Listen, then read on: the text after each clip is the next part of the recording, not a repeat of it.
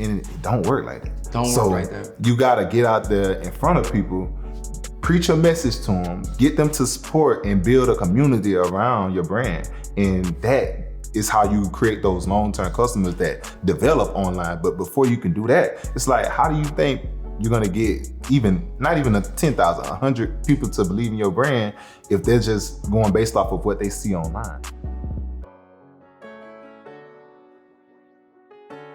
All right, welcome back to the channel. I'm Marlon Watts, co-owner and CEO of World and Vision. Hey, I'm Nicholas Clark, co-owner and designer of World and Vision. And we got my boy Keyshawn from Rich Royals here with us. But before we get into those gems, make sure you like, subscribe to the channel, run us up. 90K subscribers is approaching, all right? And we need you to make sure that you don't miss your chance on being that lucky subscriber that won 100 free shirts. So make sure you watch this video from start to finish. Let us know who gave you the best gem inside of this video.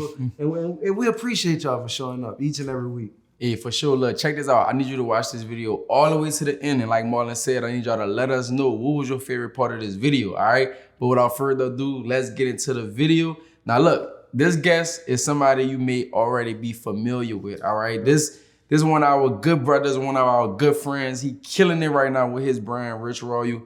But check this out. I'm not gonna steal his shine.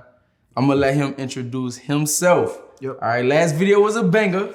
Yes, sir. This is about to be part 2, all right? So look, let our guests know, let our audience know who you are, because it may be a lot of new faces that's watching this video right now. Yep. So let's just act like nobody don't know you and let them know who you is. What's up, y'all? My name is Keyshawn Holmes. I'm the owner and founder of Rich Royal USA. I started Rich Royal in 2018, fresh out of high school.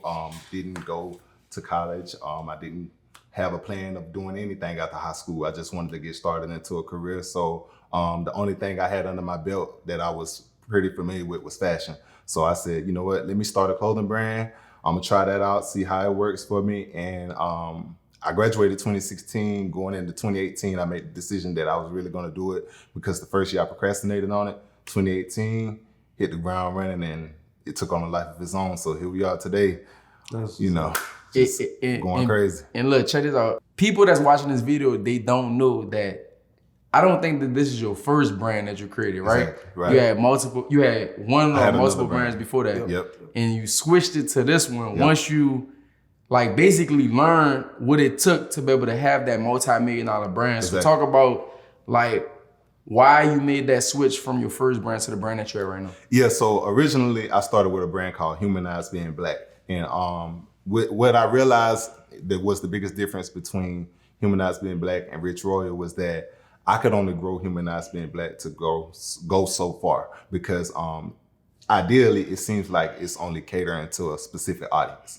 And so the difference between that and Rich Royal is that Rich Royal was pretty broad. It was open to coming off as accepting to anyone, as where Humanize Being Black seemingly seems like it only accepted a certain kind of audience, which is not true. But to the human mind, that's just generally what you'll think when you see a brand categorizing with a specific race. And so when I made the switch from going from Humanize Being Black to Rich Royal, it grew instantly, because I really took everything that I learned with Humanize Being Black and applied it to Rich Royal. And one of the biggest differences with Humanize Being Black is that I wasn't able to like go out and do different pop-up shops at different events, because we would get turned down, bro, because people thought it would be a political issue and a race thing. So I got turned down from even like school applications that we would try to set up at. And so with Rich Royal, it was just open, like, to anything that I wanted to do. So I shifted my focus, and one thing that I really learned that helped me best was that I wasn't emotionally attached to it. A lot of people get emotionally attached with their brands, and they don't understand how to accept the word no, or when something isn't good or something like that. So once I made that switch, I started to hit the ground running with Rich Royal. We had one design, it was the split tee, and that grew insane. Like we grew that like worldwide. So like hundreds of thousands of those specific shirts, not even bringing out new designs that we're doing now, because I had wanted to build my focus around one thing at a time. And so once I started to realize how important that was and how much that was working for me, I just continue to figure out ways like, how can I build this more? How can I grow this on to more people? So we started doing things like doing more pop-up shops, doing more events like Invest Fest and stuff like that. And then I wanted to also just start doing like Facebook ads, but that came after I did a lot of the groundwork that I was doing at the beginning. Yes. So once I started to realize what I could do with this brand, it was like the opportunities are limitless as to opposed to my other brand. It's kind of limited. Right. Yeah. And I got a question, kind of for all of us. Like, what was one of those, gut checks as in when you was running your business that you realized that, man, like, this is something that, I'm struggling with, or I thought I was good at, that I'm really not good at. Or, just one of these things that, when you started getting a team, I know we talking about off camera, you had 13 people and like realizing like, dang, I got the same people doing the same things. Yeah. Like, what was one of those, true entrepreneurial moments that you had to get out of your own way to, accomplish a goal? Just starting to learn that I really needed to delegate tasks to people because for a long time I was in the field doing all of like order fulfillment. I was trying to like be there at every photo shoot. I was trying to make sure that things were being done around the warehouse that needed to be done. And when I learned that I had to let go because I wasn't good at those things. Like honestly, I wasn't good at order fulfillment. But once I started to realize like I needed to let go and just let those tasks be assigned to other people, it gave me a sense of relief that now I can really understand what I'm best at for the business. And so I started to put all of my focus on design, content, and building the brand, like the branding aspect of the brand, because that's what I feel like I'm good at doing. It's for when it comes to like even down to like associate management and like just team member management, I'm not good with that. So I have to just really understand like that's not my place for the business. And that was one of the biggest things that I quickly learned about myself, and that I really learned that I needed to put my focus on one thing. That's crazy. I say for me, it's kind of like the same thing. Like, cause we in the same boat. Like, we focus more on like the designer aspect of the brand. We not really like the manager, type of people. Right. Even though you still gotta build that skill, like you still need some type of management skill. Exactly. Like even with like managing your time, Right. or even with like just showing up on time. Like it's those things that you probably still wasn't good at the beginning that you still gotta learn over time to just make the business work. You may not be the person that's making sure people at the at the warehouse on time, or you may not be the person that's hiring or firing, but you still gotta play by the rules too. Right. Because they can't just, watch you do whatever you want and then they gonna feel like they could do the same. Exactly. So like for us, for me specifically, it's like, even with like designing, bro, like it was times where like, I wanted to focus more on like the Facebook ads and the website, email and text message marketing. Now it's like, we had to go find designers. At first I wanted to be the one that make all the designs. And then like, just like listening to what Marlon be saying is just like, your strengths gonna become your weaknesses. So like the gut check is really just like, even though you may love doing something in the business, eventually you gotta grow from it really. You gotta fire yourself and hire yourself in a whole new position. So like, I say just growing as an entrepreneur is like the toughest thing in the business. Like once you master a skill, you have to go to the next one, or the business not gonna be able to grow because as much as you grow, that's how the business gonna grow. Yep, exactly. Yep. And I say for me, and we talk about it on on the videos a lot. Like, my idea of what a company looked at like 12 months is totally different now. Yeah. For me, my idea was like, all right, we want to be, like Apple, where everybody come in, we got, you come to the conference room, everybody here every day. Exactly. Just thinking that you got to be this company that everybody is literally working inside this one spot. But I think that COVID and just like the way that the world worked now, like seeing that that's not the ideal case. Like in my mind, I had it.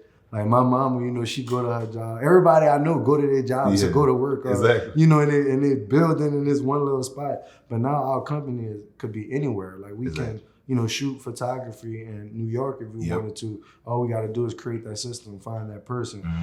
So even with our customer service, like, because I always looked at it as in like, the more people you got, the bigger your company is. Yeah. Or at least to the public eye. Yeah. And in reality, that's not the case. That's not it. Because really, I just want my company to be more efficient. That's what's gonna make it more valuable at the end of the day. Exactly. And it's not about how many people I got that's doing things. It's about how things I got running right. Right. Because you can have all those people, but if you don't know how to train them, if you don't know how to manage them, if you don't know how to handle it, it becomes dead weight. It becomes dead weight. And realizing that dang, we could have maybe partner with another company that was already doing this and just utilize their systems and pay them to do it instead of us having to figure out like we got to build all of this stuff ourselves from the ground up because I want to be an entrepreneur. Like just because I want to be an entrepreneur don't mean that I need to continue to invest time and energy into places that we could really make better decisions in. That's really becoming an entrepreneur. So like getting out of the mindset of what a traditional company look like and what I want my company to look like and how does it benefit everybody that work here was what we had. Because like now we don't have no graphic designers that's in-house. No no in-house, HR team. Like literally it's just the production and fulfillment that we still, controlling. And now we're partnering with other businesses to pretty much do everything else. That way it give us more time. Yeah. And I mean time and save money. Yeah. Because like, we're spending, $5,000-$6,000 on our customer service department. But, when we outsourced it, they have the capabilities to, do it at a more efficient rate. So we cut the cost 50-60% just by, utilizing somebody that's what they specialize in. Like, customer service isn't what I specialize in. I specialize in creating that brand and creating that product. Yeah. So that's big. Hey, look, I already action-packed with information. So make sure you like this video, subscribe to the channel, run us up, 90K approaching, and we're gonna be giving one of y'all lucky subscribers 100 free t-shirts. Something I want to talk about. We talked about it a little bit off camera, but like, cause people don't really know the importance of like I was just kind of hitting on it a little bit, like developing yourself, which ultimately gonna develop your business. Exactly. So like, let's just talk about like what type of things that we do personally that may not be about the business, but it indirectly affects the business by us working on ourselves personally. Yeah, so one of the first things for me is waking up on time every day. I wake up at 5:30 a.m. I think I'm like 30 minutes behind what y'all doing. But I wake up at 5:30 a.m., get to the gym by 6. Between 6 and 7, I'm working out. I actually work out with a trainer because, bro, for a month, I had took a month off just to try to do it myself, and I probably went like 2 times out of that month. You need somebody to hold you accountable. So yeah, I realized that I need discipline. So to hold myself accountable for that, I went and got a trainer. I've been working out with him for like almost a year and a half now. That's what's up. And so then from there, I'm going back, getting ready for work by no later than 8. And then I'm there until the evening time. In the evening, I like to now give myself some time in the evening to myself. So that I can just gather my thoughts, kind of reflect on what happened throughout my day. So I take at least an hour or two throughout the evening to just sit and listen to podcasts, sit and listen to audiobooks, sit and read. Because I actually picked up that from you, Mar. Something I seen you post was you're reading like 3 books a quarter. So like that's been one of my biggest goals for this year. So let me just give you your flowers on that while I'm thinking about it. But, and what I'm realizing is a lot of the stuff that I'm doing is just training me to be more disciplined because if I'm lacking discipline in my personal life, my business is going to lack discipline in itself because I'm not doing things to hold team members accountable. I'm not doing things to make sure that things are being done the proper way, being efficient with the business. And when you lack that as a person, you're gonna lack it in business. No matter if you feel like you're the best entrepreneur ever, but on the flip side, you're not such a good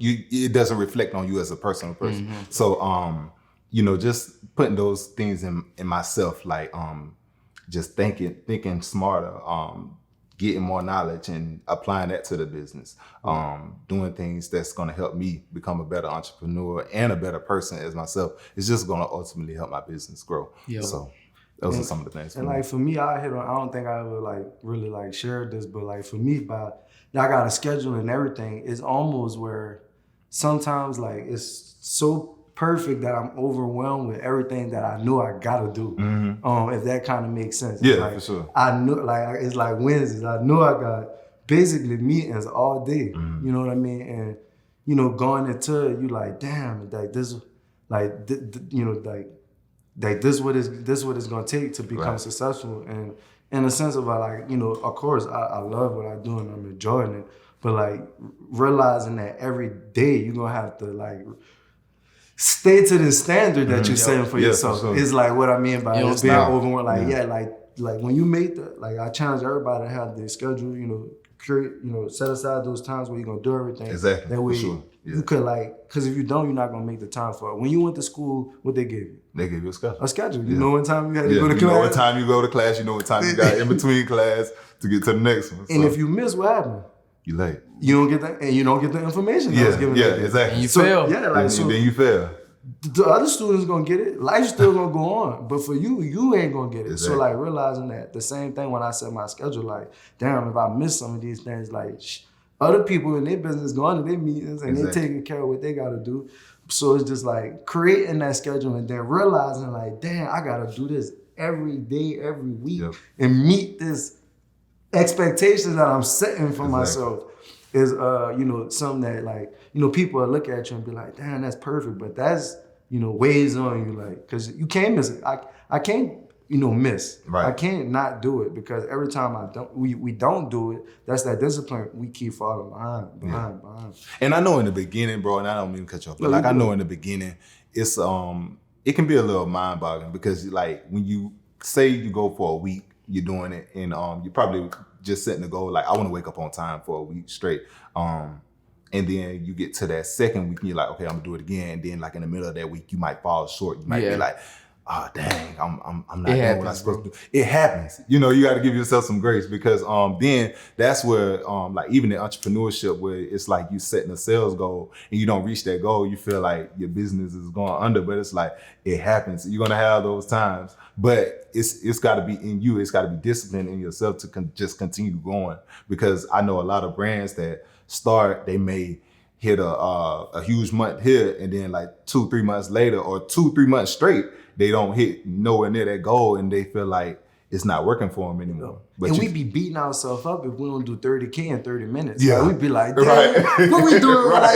And sometimes we like, dang, 30K in 30 minutes. Like, dang, like people not, that's what people make in 1 year. Yeah. In 30 minutes. And then we over here beating ourselves up about it, but that's the expectation that we set for ourselves. And that's what I mean. Sometimes you set this expectation for what you got to do and, you know, you like, dang, everything you gotta do to accomplish that. Like people watching it, like you watching it in their mind, they probably was like, boom, 30K, 30 minutes. I'm trying to do that in 1 month. Right. You know what I'm saying? So think like everything that you are doing in 1 month, we, you know, doing within 30 minutes of a day. Yeah. So like it's just a capacity of what's in us that's allowing us to be able to do that type of stuff. I feel like you appreciate everything that you're doing much more when you talk to other people. Like when you, cause we be so in our own little bubble. And I think that'd be like a problem sometimes because like we don't never get to run a race with other people. Right. We just be running a race against ourselves. So like we don't be seeing ourselves really grow like at the level in which we're growing because it's just us. Yeah. You get what I mean? Instead of like, I remember I met somebody and it was like,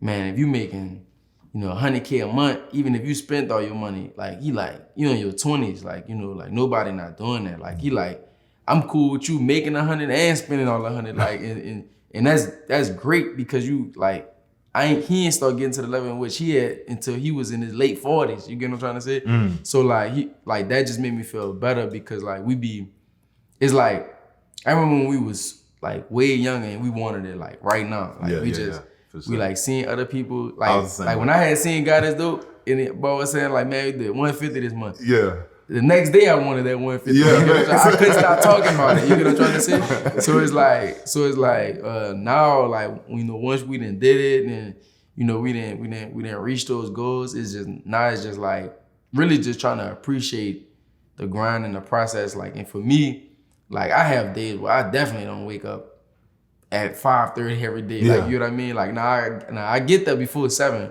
but like, you know, it's times where I'm definitely a straight entrepreneur. It's ups and downs all week. But the thing that I do work on that I feel like make the business better is just learning the things in which is working and continuously doing that, and then also working on the things that's not working, and making those things better so it can make the business better. But other than that, like, man, I said the same thing, bro. Like I had got like a trainer who was working out every day, and I was like, man, I don't need to pay this man like, you know, all this money for me to, you know, make myself come to the gym. Stop paying them. I just stopped going. You like, stopped going.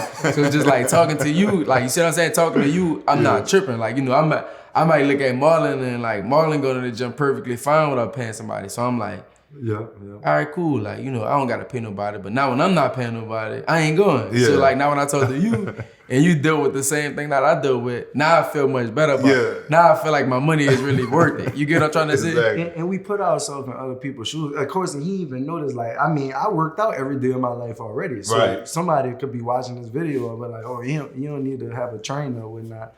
But I mean, I've been trained for the last 10 years to go to the gym and work on my body, work on what I got going. I had trainers already, multiple trainers, but somebody that's trying to do that maybe haven't worked out, you need to be able to build that skill up. Like that's what it is. It's like building a skill. Like, you know, I enjoy, you know, just going to the gym and just knocking out, getting that quick. Cause I like when I walk out there and, you know, your own, I'm like, Lord have mercy, I'm getting big. So that's what sports was all about. And I think that, you know, now it's to the point where it's more like not to build like strength and be strong to perform on the field, but more just to stay healthy.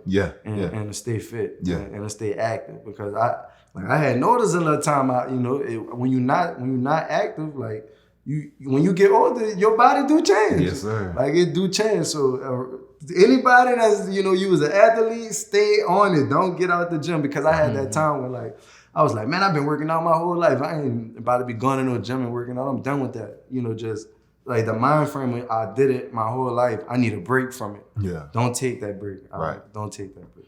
All right, I'm sorry I gotta interrupt this video, but if you haven't checked out our monthly workshop, you are literally missing out. We have transformed over 500 brands and minds inside of this 3-day workshop. On day 1, we're gonna be covering design. We're gonna be giving you our design process to take your designs to the next level. On day 2, we're gonna cover marketing. So we're gonna show you how to set up and run Facebook ads. We're gonna show you how to create content. And on day 3, we're gonna give you the scale up. We're gonna give you the play on how to set up your pop-up shops, how to set up your distribution to do over $10,000 a month. You don't want to miss this. If you're ready to continue to scale your brand, literally all I need you to do is click the link in the description. It won't take long, and we'll go ahead and see you in that workshop. Let's get back into the video. Right. And so one of the things that I thought about while you were saying that was like, with having yourself being disciplined and you know, keeping yourself disciplined around those areas, what is one of the things that you would say you lack discipline inside of entrepreneurship? One thing discipline-wise that I lack, I'd say, like kind of what we was just talking about, like sticking to like the systems, like when you first get started. Like it's easier and I say be specific on like an executive level, because it's different when, you know, me and Nick, we just don't, it's like we already got chemistry. So we technically feel like we don't need a system, because we already, when I already know he gonna do the pick and roll and I'm gonna dish it to him and we gonna score. But when you got somebody that you hiring, you putting the play on the line. You tell them, I need you to do this. Make sure you go here. Exactly. I'm gonna pass you the ball, pass it back. Like you know, you giving them everything that you got. But like when we on our executive team, it's more on the lines of like, you know, everybody, we still haven't created that executive system to keep, you know, transcending to that next level. So like that's one thing that, you know, I definitely struggle with, because that's more on me. you know what I mean, as the, you know, owner and the CEO of the company, I got to continue to build even the systems all the way up into the top. Right. So that's something that I say that I say just like a task list for me, because I be having everything in my head. Like I know what I gotta do. Yeah. So like it's kind of like second nature now. Like I wake up and I know exactly what I gotta do, but the things that I don't do every day, I still don't be like putting it down. So I kind of be forgetting to do it, or I don't prioritize it. So like I would say I lack a lot of discipline in like doing the things that I need to do first before doing the things that I want to do. Yeah. Like I feel like I'll think of a design soon as we hop off this video and I go work on the design, but I gotta drop, I gotta do it at 12. You know what I'm trying to say? Like when it's a couple of hours, I gotta make sure that that's good, but I'm over here working on the design. Yeah. That just don't be making sense. So like I gotta be able to put the things down that like I really like I want to do for the things that I need to do. Yeah. So that would be that's perfect. That's perfect. Like that's perfect for what I was gonna say. So you hit that dead on the nose. Hey, appreciate it. Hey, look, if y'all enjoying these gems right now, first make sure you like, subscribe to the channel, run us up. Don't forget, we're gonna be giving a lucky subscriber 100 free t-shirts. All right, 100 free t-shirts. So make sure you just let us know who gave you the most game and what did you take away from this video. But continue to watch this video from start to finish. So like we talked about a lot of entrepreneurship. I know you got a couple of questions, but we talked about a lot of entrepreneurship. But it's time to get into this brand information. All right? Let's do it. This clothing brand information. Let's do it. Give them this clothing brand game. And one of the things I really like about your brand is that probably 85% of all the items that you make is overseas. Yep. So like you've been on the overseas game for way longer than us. Give us like how ahead do you have to be? Cause you even ship by sea. We do express shipping. So like how ahead do you have to be like with your designs and with your drops to be able to consistently, cause you dropping every Thursday, right? Every Thursday. To consistently drop every Thursday, right. Knowing that all these items coming from overseas and is being shipped by sea. Yeah. So like I was explaining off camera, right now I'm already working on spring of 2024. But to answer your question, I would say I have to remain at a minimum 6 months ahead on 6 months ahead of schedule, because what I've started to realize now, what I'm really cracking down on is like I have to leave more time to really test the samples. And when I say test, not just like I get it in the mail and I'm trying it on, I like it. It's like I have to test the fit on myself. And then I get, now I'm getting samples in different sizes so that I can make sure that it's fitting right for each size, so that we're not running into any size issues. And then I also take a step to make sure that if something isn't right, we have time to reorder the sample. Like we're not falling into a rush to where we gotta jump into the bulk order to make sure we stay afloat with the schedule. So I'm always 6 months ahead on designs. And so that leaves time for me to figure out if I want to alternate some things around. Like maybe we thought about doing this for this week, but now it makes more sense for us to do this drop this week. We're kind of way ahead to do that. But if you're like scrambling, especially with doing it overseas, you're gonna run into an issue where you probably can't get it shipped on time. Even with Express, it might come late because we don't try to do any pre-orders on anything. We try to make sure that when we drop, it's here, ready to go. Sometimes maybe a few days late, just depending on what it is. But I just try to give myself as much time because like you said earlier, I'll know in my mind like I got stuff to do or I need to have certain things done. But when you don't really know what you're getting yourself into, your mind gets cluttered. Your mind gets cluttered with things that you got to get done because you're trying to figure out like, I know I was supposed to do this by this date to make sure that this is here, but now I missed out on doing that. So like now I'm behind schedule. I don't try to leave no time for any of that. I try to make sure that I at least got all of my ducks in a row so that if something falls on us, it's like, it's really out of my control. Yep. You know, so because if it's in my control, it's gonna get done. So let's dispel all the myths, because a lot of people that join our 3-day workshop, like they issue is they haven't got started because they can't find a manufacturer. And like we literally be saying like, you cannot allow you not finding a manufacturer to be the reason why you haven't got started. Exactly. You could literally like go get the product, send it to them, and even also they think that the manufacturer, you could just go out and get shirts and start printing. Like, don't allow you. If you don't have product, you're not gonna make money. Right. And so inside of the 3 days, we give them a few manufacturers so that way we could like, you know, dispel all these myths and walk them through our process of how to get a manufacturer. But with you being so advanced and, you know, producing product, can you like talk to the viewers about that's having an issue on finding a manufacturer? How can they find quality manufacturers for their brand? Yeah, so I'm pretty sure anyone with a clothing brand posting that they have a brand, you're probably getting comments that's saying, "Oh, hi, sir, madam, we can make this work." Boy, I don't know. They be on it, man. I don't know what happened in these last couple of months, but they've been commenting on everybody post. They'll tag me under yours. Yeah, and they even got to the point where like they'll tag you in the story and be like, "Oh, we making this and stuff like that." It's the same thing, but those are people that 9 times out of 10 are working like Pakistan.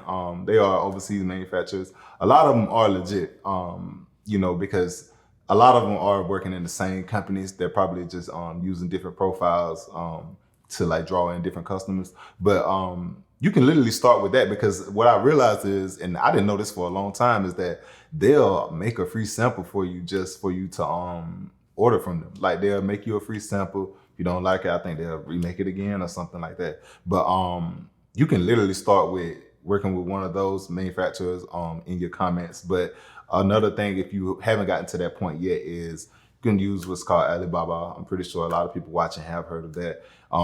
Literally, to find anything on Alibaba, you can just search custom t-shirt, custom chains, custom whatever you're trying to make. They be like, I got all these people. They fake. What, like how I trust them? How you trust them? How do I find? Okay, so how do you find a reliable manufacturer? Because of the fact that I haven't had to deal with a fake manufacturer, I haven't had that problem. But what I did was I simply went on there, searched custom t-shirt, and I went for, I think they have them filtered to where you can like look for verified manufacturers or something like that on Alibaba. I think it's verified. And yeah, like it's like a verified symbol. And so I went with the first one of those that I saw. I just jumped out to like, you know, I'm gonna pay for the sample, get the sample, and then I jumped to the bulk order after that. But when I did the bulk order, I made sure I did like the bare minimum at the time, because, you know, I didn't want them to run off of my money or anything like that. So I did that. And then what I realized on the communication level was they were willing to do anything to make me feel comfortable. Like they would hop on Zoom calls or they would just like send videos of like live footage going on in their factories and stuff like that. So it's different things. Like if you're having doubt or you have a question about like what's going on, you need to communicate with them, because like that's what they are for. Y'all, it's not just like I'm coming to a store and I'm buying something and I'm going home. It's like y'all become a team at that point. Y'all become a unit. Like yes, they're your partners. So you have to work with them. You have to ask the questions that you're thinking about. Don't try to figure it out. Like, I wonder if it's gonna be like this when you get here. Ask them. You know, like you gotta ask. Because like anything that I'm thinking about, if I wake up at 2 a.m. and I think about it, I'm hitting my manufacturer up like, what is this? And they're gonna tell you. Like, and if they don't know, I'm sure a good manufacturer would tell you that they probably don't know. But 9 times out of 10, they know. Like even if it's a certain fabric you want, they know. So you just have to communicate well and build your communication skills with those manufacturers to develop that trust bond that you're looking for in a manufacturer. Right, I understand. And just because it get a little bit more advanced here, do you communicate with them at first, like through Alibaba, and then you go to WhatsApp? Yeah, it started off through Alibaba, then I went through WhatsApp, because you know with WhatsApp you can pretty much call them at any time you want. You know, you can FaceTime, do the face calls and stuff like that. It's just a lot easier communicating through WhatsApp. And yeah, so that's we really had just got on. I feel like it's probably been like 2 years now. We've been doing manufacturer work, but like at first, bro, like we was just so like, I don't trust it. I don't want nobody to steal my money. Yeah, me too. I'm scared of the quality, like because there's so many people that like, and that's why you really gotta watch who you get advice from, bro. Because there's so many people that like didn't even try and tell you all these things and all like scaring you basically. And now I'm sitting over here scared saying I ain't never going to a manufacturer. I'm about to just sit over here and just order blank t-shirts and print them. But then like you leave yourself just stuck in like a box. But the thing that I'm glad we started off with printing t-shirts, because like we still do that to this day. It's not like we just cut off all our screen printed tees, doing all our blanks. Nah, we just built on top of that. Like we didn't, like it's most people that only go to a manufacturer and they never learn that game of you could just order a blank t-shirt from Dallas or from Atlanta, come to you the next day. Now you could bring it to your screen printer and print it on the shirt. And now you got product that actually starts selling.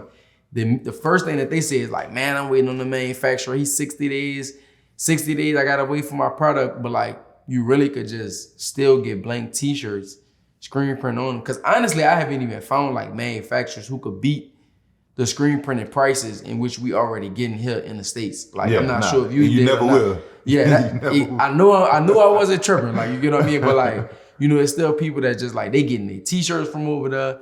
They getting everything when like they don't know that they could actually still get some things here at a better price, and then you could go overseas to get like the, you know, the full printed shorts or like you saying the chains, you get what I mean, or like the shirt you got on, the what that is, the silicone print, like so like that's how we was able to like get to new markets by actually starting to branch out and creating like those full printed shorts and, you know, all those custom pieces, but we never let go of our true business model, which was, you know, just order t-shirts blank, get them to the warehouse, bring them to the screen printer, and just having that product to start selling. Yeah, because with the manufacturing overseas is what a lot of people fail to realize is like you gotta have cash flow, especially if you're trying to do it at a consistent rate.